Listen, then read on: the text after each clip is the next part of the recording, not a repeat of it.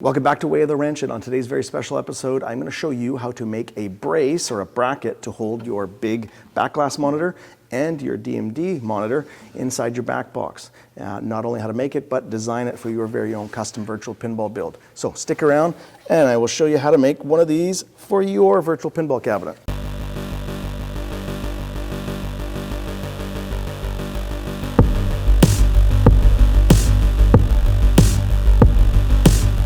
Now for the monitor mount or the monitor support in the back box for the DMD and the back glass, I did not give any kind of like specific mounting kind of dimensions or anything on here, just that I knew that I needed cutouts for at least where the speakers were going to be.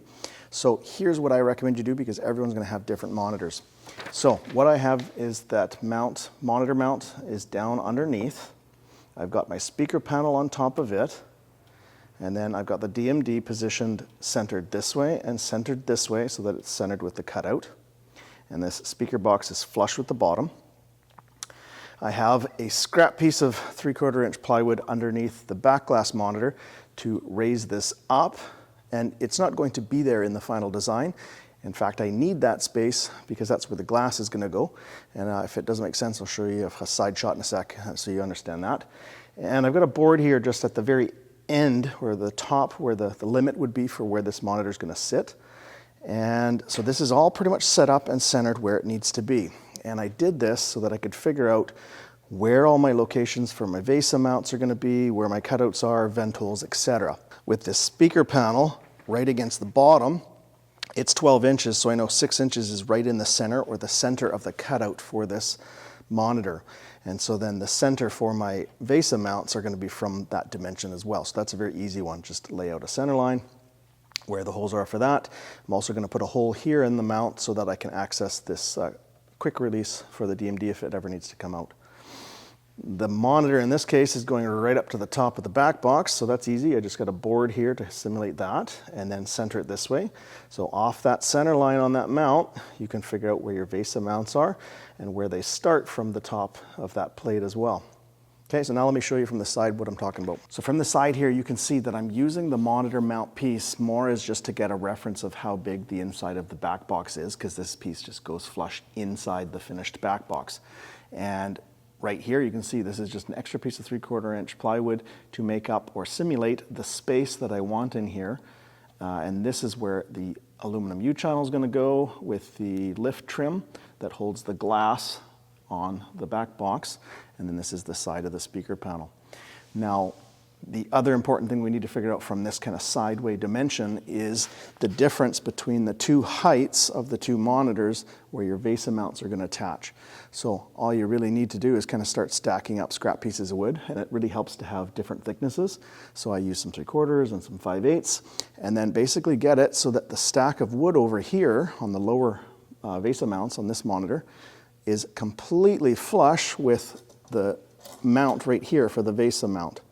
And then as soon as you got it flush, you can measure that stack of wood, and that is the spacer that you're going to have to add to the monitor brackets so that when you bolt those TVs up, you will have this proper spacing that we're trying to get here. So now I'm going to take all of this stuff off and show you what I've actually designed and laid out for my particular situation.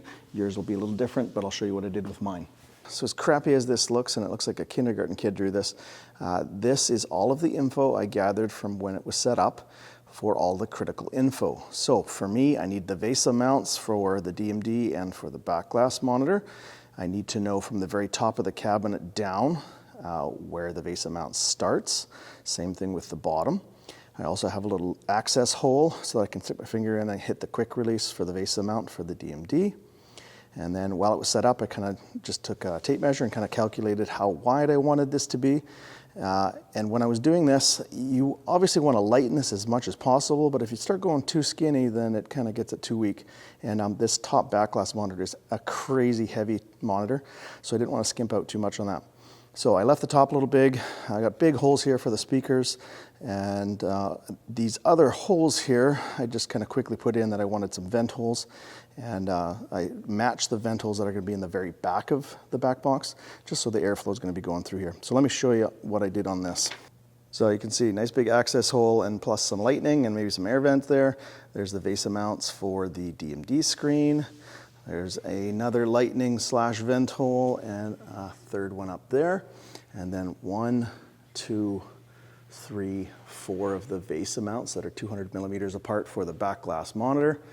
And then I've got just some locations kind of centered in this kind of gap right here, so that I can get a nice big, like 4 3/4 inch hole saw in there to lighten it and get some breathing availability for the back glass monitor.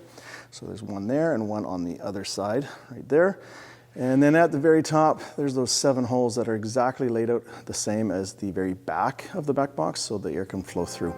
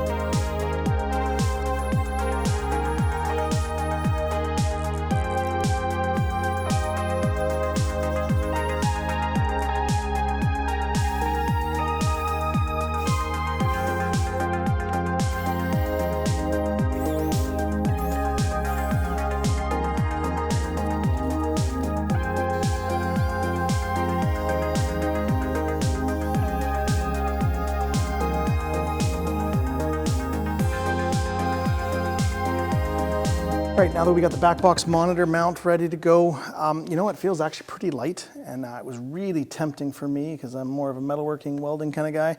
I wanted to go out and get some 1-inch angle iron and just weld up a nice quick and simple bracket for everything.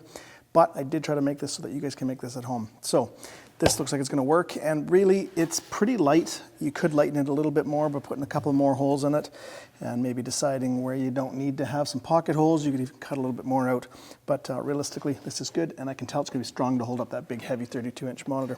And that spacer block I need to make for the DMD screen because it's at a different height. I can always do that later when I go ahead and mount these monitors. All right, that's a wrap on another video from Way of the Wrench, this time on how to make the brace to hold your back glass monitor and your DMD in your custom virtual pinball cabinet. If you have any questions, concerns, or you need some help with your build, why don't you put it down in the comment section below, and then I'll help you out as much as I can. Next video up is going to be doing how to do the slitting saw for the plastic that holds our playfield glass, as well as our T-molding on our back box, so don't miss that. That's coming out soon. And if you haven't already, why don't you join us on Instagram? That way you can check out all this stuff that's happening before the videos come out. Till next time, take it easy.